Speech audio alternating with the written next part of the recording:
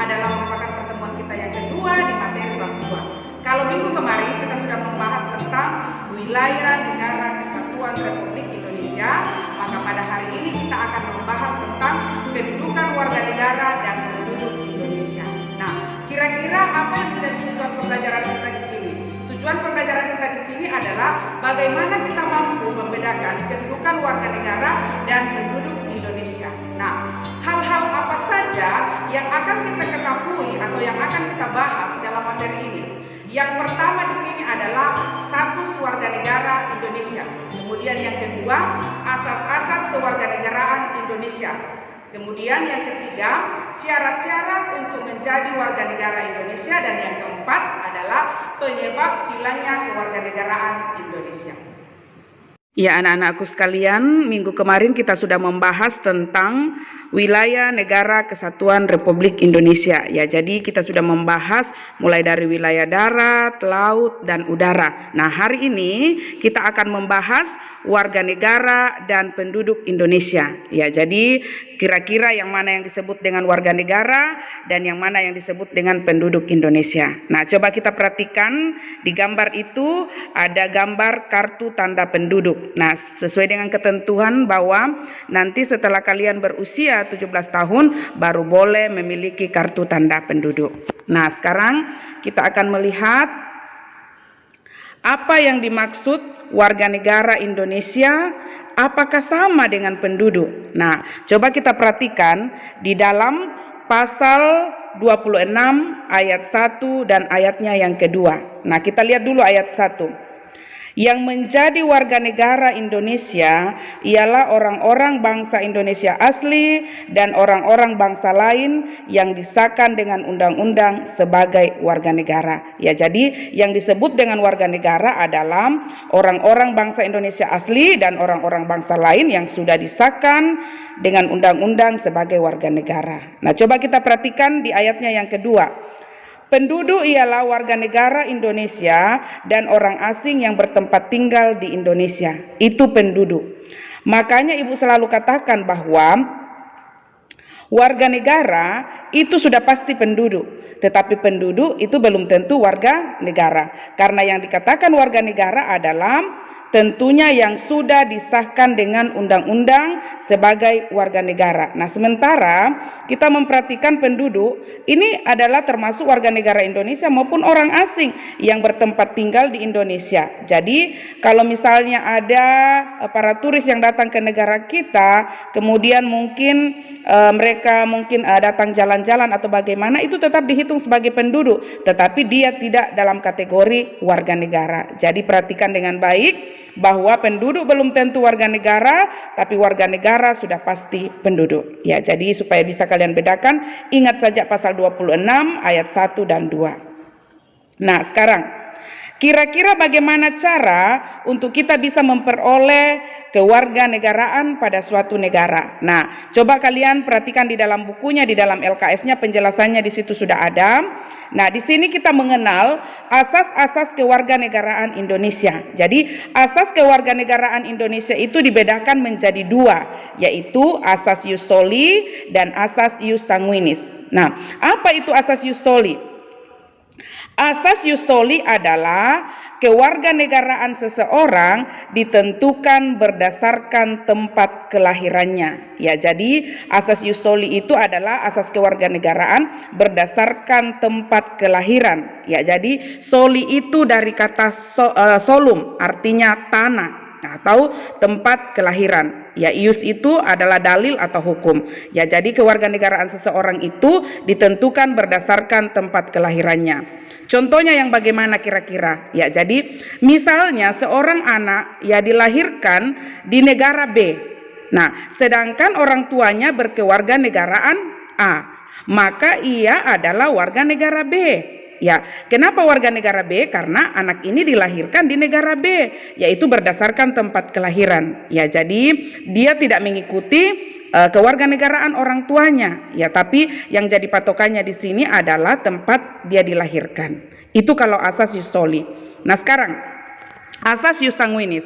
Asas ius sanguinis adalah kewarganegaraan seseorang ditentukan berdasarkan pada keturunan orang yang bersangkutan. Ya, jadi ingat saja asas ius sanguinis itu adalah asas kewarganegaraan seseorang ditentukan berdasarkan keturunan atau berdasarkan kewarganegaraan orang tuanya.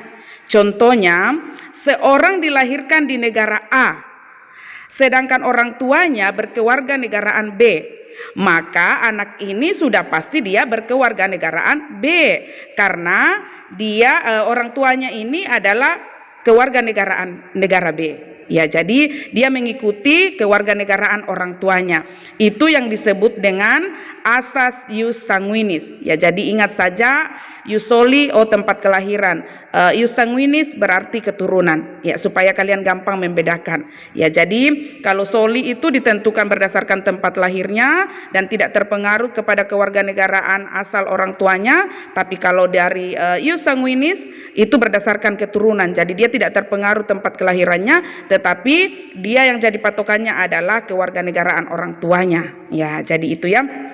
Nah, sekarang setelah adanya asas ius soli dan asas ius sanguinis, maka dipastikan di sini bahwa ada orang yang tidak akan memiliki kewarganegaraan dan ada juga orang yang akan memiliki kewarganegaraan ganda. Nah, sekarang yang mana itu yang dikatakan orang yang tidak memiliki kewarganegaraan? Ya, jadi orang yang tidak memiliki kewarganegaraan di sini disebut dengan apatride. Ya, jadi apatride itu adalah seorang penduduk yang sama sekali tidak mempunyai kewarganegaraan.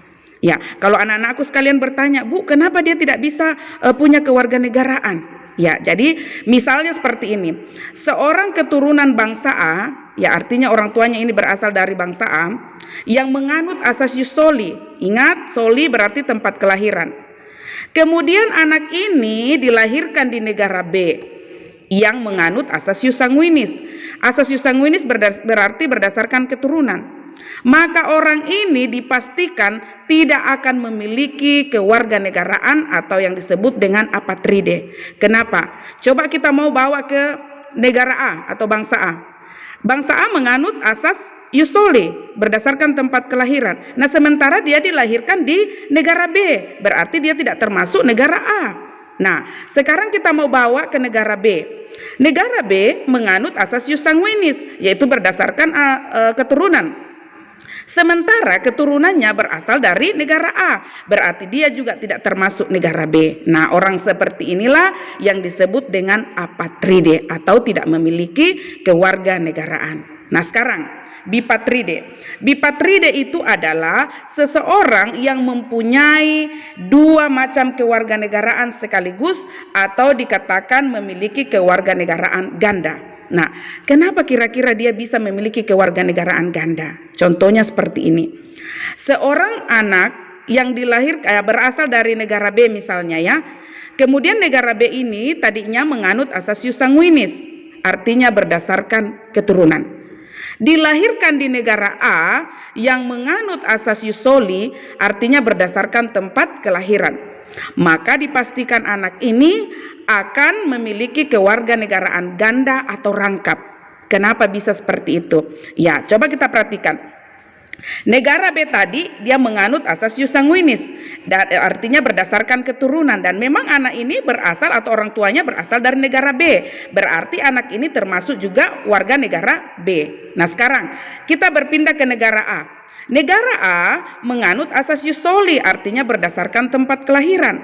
Anak tersebut tadinya dilahirkan di negara A, berarti anak ini juga termasuk kewarganegaraan A. Ya, jadi anak ini memiliki kewarganegaraan rangkap atau ganda. Itulah yang disebut dengan bipatride. Ya, jadi coba anak-anakku baca di dalam bukunya, di situ sudah ada semua. Ya, jadi ada tadi asas kewarganegaraan itu dibedakan menjadi dua, yaitu berdasarkan tempat kelahiran atau yang disebut dengan asas ius soli dan berdasarkan keturunan atau asas ius sanguinis. Nah, kemudian orang yang tidak memiliki kewarganegaraan disebut dengan apatride dan orang yang memiliki kewarganegaraan ganda atau rangkap disebut dengan bipatride. Nah, sekarang kita akan melihat kira-kira bagaimana caranya untuk memperoleh kewarganegaraan. Ya, jadi cara untuk memperoleh kewarganegaraan itu yang pertama melalui kelahiran, kemudian yang kedua pengangkatan, yang ketiga naturalisasi, dan melalui pernyataan memilih. Ya, jadi itu cara untuk memperoleh kewarganegaraan. Kalau kelahiran, tadi Ibu sudah jelaskan bahwa karena dia dilahirkan di negara tersebut dan kebetulan negara tersebut tempat dia dilahirkan menganut asas ius soli, artinya berdasarkan tempat kelahiran, maka anak tersebut akan menjadi warga negara tempat dia dilahirkan. Itu kelahiran. Nah, sekarang pengangkatan. Pengangkatan ini biasanya kalau misalnya ya seseorang yang misalnya katakanlah warga negara Indonesia, kemudian dia akan mengangkat seorang anak yang mungkin bukan warga negara Indonesia, atau mengadopsi seorang anak, katakanlah dia berkewarganegaraan Belanda, maka tentunya untuk bisa menjadi warga negara Indonesia, anak ini harus mengikuti kewarganegaraan orang tua angkatnya. Nah, itu disebut dengan pengangkatan. Nah, sekarang naturalisasi. Naturalisasi atau biasa juga disebut dengan pewarganegaraan. Ingat, bukan kewarganegaraan tapi pewarganegaraan, atau yang disebut juga dengan stelsel. Ya, jadi ingat, naturalisasi, pewarganegaraan atau stelsel itu sama semua. Artinya suatu proses yang dijalani oleh orang asing untuk memperoleh kewarganegaraan pada suatu negara. Itulah yang disebut dengan naturalisasi atau pewarganegaraan atau stelsel. Nah, naturalisasi di sini dibedakan menjadi dua, yaitu naturalisasi biasa dan naturalisasi istimewa. Nah, yang mana kira-kira di sini yang dikatakan dengan naturalisasi biasa? Ya, jadi naturalisasi biasa di sini adalah orang dari bangsa asing yang akan mengajukan permohonan kewarganegaraan dengan cara naturalisasi biasa. Artinya orang tersebut yang mengajukan kewarganegaraan dengan sendirinya, ya tanpa ya tentunya dipaksakan. Nah, sekarang kalau misalnya orang tersebut melalui naturalisasi biasa, maka tentunya ada syarat dan ketentuan di dalamnya sesuai dengan Undang-Undang RI nomor 12 tahun 2006 tentang kewarganegaraan. Ya, syarat-syaratnya perhatikan di dalam bukunya. Berusia 18 tahun atau sudah kawin. Kemudian pada saat dia mengajukan kewarganegaraan, itu dia sudah bertempat tinggal misalnya di Indonesia 5 tahun berturut-turut atau 10 tahun tidak berturut-turut. Nah, kemudian tentunya harus sehat jasmani dan rohani. Kemudian tentunya dia mengakui Pancasila sebagai ideologi negara kita. Ya, dan masih banyak lagi syaratnya. Itu naturalisasi biasa. Artinya orang tersebut yang menghendaki untuk menjadi warga negara pada negara yang tempat dia mengajukan. Ya, kemudian naturalisasi istimewa. Naturalisasi istimewa di sini adalah naturalisasi yang diberikan kepada orang asing yang telah berjasa misalnya kepada negara Indonesia. Ya, artinya dia sudah mengharumkan nama negara kita. Maka naturalisasi tersebut akan diberikan secara langsung. Nah, ini yang disebut dengan naturalisasi istimewa. Nah, coba kita perhatikan. Naturalisasi biasa tadi itu disebut dengan stelsel aktif.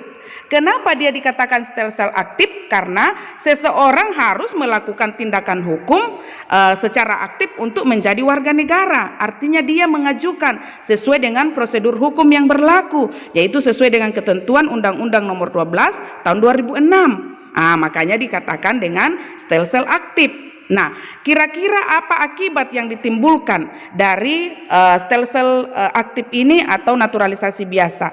Naturalisasi biasa itu akan menimbulkan yang disebut dengan hak opsi. Artinya hak untuk memilih suatu kewarganegaraan pada suatu negara. Nah, sekarang stelsel pasif. Nah, stelsel pasif ini itu sangat berkaitan dengan naturalisasi istimewa. Ya, jadi seseorang dengan sendirinya dianggap menjadi warga negara tanpa melakukan suatu tindakan hukum. Itu yang disebut dengan stelsel pasif atau naturalisasi istimewa. Tetapi kira-kira apa yang akan ditimbulkan? Ya, jadi hak yang akan ditimbulkan di sini adalah hak repudiasi. Apa itu hak repudiasi? Yaitu hak untuk menolak suatu kewarganegaraan. Kenapa dia bisa, Bu, menolak kewarganegaraan? Misalnya, katakanlah seseorang itu sudah berjasa mengharumkan nama negara kita. Kebetulan, katakanlah dia dari Rusia. Kemudian ditawarkan untuk menjadi warga negara Indonesia, tetapi sesuai dengan aturan dalam undang-undang bahwa tidak boleh orang memiliki kewarganegaraan ganda atau rangkap, maka dia harus siap untuk kehilangan kewarganegaraan sebelumnya atau kewarganegaraan asalnya sebelum dia menerima menjadi kewarganegaraan Indonesia. Tetapi kalau dia tetap memilih untuk menjadi warga negara Rusia, berarti dia berhak menolak kewarganegaraan Indonesia sekalipun diberikan secara cuma-cuma. Itu yang disebut dengan hak repudiasi. Nah, apakah kira-kira kewarganegaraan yang kita sudah peroleh itu bisa hilang? Ya, tentunya bisa hilang. Kira-kira bagaimana caranya sehingga kewarganegaraan itu bisa hilang? Ya, atau apa yang menyebabkan sehingga seseorang itu bisa kehilangan kewarganegaraan? Nah, seseorang bisa kehilangan kewarganegaraan yang pertama, memperoleh kewarganegaraan lain atas kemauannya sendiri. Nah, itu yang Ibu tadi jelaskan. Misalnya dia memilih menjadi warga negara Indonesia, berarti dia harus siap kehilangan kewarganegaraan sebelumnya, yaitu misalnya dari negara asalnya. Kemudian masuk ke dalam dinas tentara asing tanpa disertai izin dari presiden. Ya, jadi itu ya. Nah, misalnya katakanlah warga negara Indonesia yang memilih bergabung ke dalam kedinasan asing tanpa seizin dari presiden, maka orang tersebut akan dinyatakan kehilangan kewarganegaraannya sebagai warga negara Indonesia. Ya, jadi itu ya. Nah, kemudian misalnya tidak menolak atau tidak melepaskan kewarganegaraan lain. Ya, jadi misalnya dia tidak mau melepaskan kewarganegaraan sebelumnya, berarti dia juga kehilangan kewarganegaraan, yaitu kewarganegaraan Indonesia. Dan masih banyak lagi. Perhatikan dalam bukunya, di situ sudah ada semua dalam LKS-nya ya. Nah, kira-kira hak warga negara di sini itu bisa kalian lihat di mana dasarnya, yaitu dalam pasal 27 ayat 1 sampai 3 Undang-Undang Dasar NRI tahun 1945. Ya, jadi ini menyangkut masalah hak asasi manusia, juga bisa dijelaskan di dalam pasal 28, 28A sampai 28J, itu membahas tentang hak asasi manusia. Jadi silakan anak-anakku dibaca-baca materinya. Kalau misalnya dari penjelasan Ibu ada yang misalnya anak-anakku kurang pahami, nanti tanyakan langsung kepada Ibu melalui grup WA PPKN, atau mungkin bisa juga japri kepada Ibu. Ya, jadi untuk lebih jelasnya, tapi saya rasa penjelasannya di dalam buku, di dalam LKS-nya itu sudah sangat jelas. Bisa juga anak-anakku misalnya cari di Google penjelasannya kalau misalnya ada hal-hal yang mungkin anak-anakku kurang pahami. Untuk hari ini Ibu rasa cukup.